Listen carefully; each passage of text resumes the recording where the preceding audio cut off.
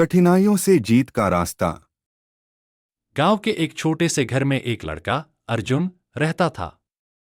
अर्जुन को हर चीज जल्दी पाने की आदत थी। उसे मेहनत पसंद नहीं थी और वो हमेशा सोचता था कि किस तरह बिना किसी कठिनाई के सब कुछ हासिल कर ले। एक दिन गांव के सबसे अमीर आदमी ने घोषणा की कि जो भी गांव के पास वाली पहाड़ी के शिखर पर सबसे पहले पहुंचेगा उसे इनाम मिलेगा।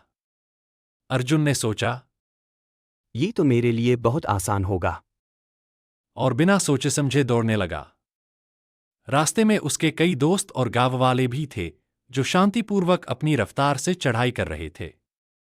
अर्जुन ने उन सबका मजाक उड़ाते हुए कहा, तुम सब इतनी धीमी गति से चलोगे तो कभी नहीं जीत पाओगे।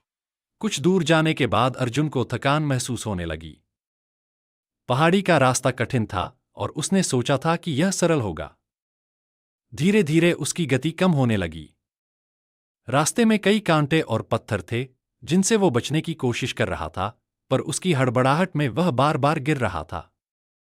उसने देखा कि बाकी लोग धीरे धीरे परंतु स्थिरता से ऊपर बढ़ रहे थे।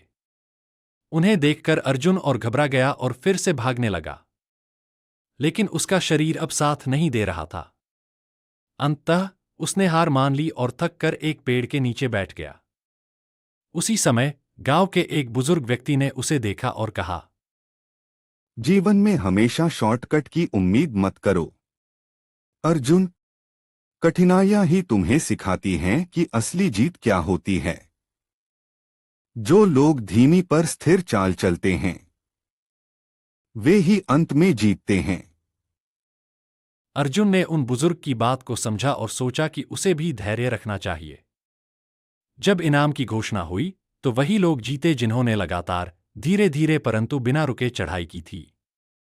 अर्जुन ने उस दिन एक महत्वपूर्ण सबक सीखा, असली जीत वही होती है जो मेहनत और धैर्य से हासिल हो।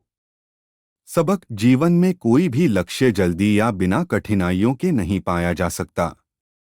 धैर्य, मेहनत और दृढ़ता से ही सफलता मिलती है।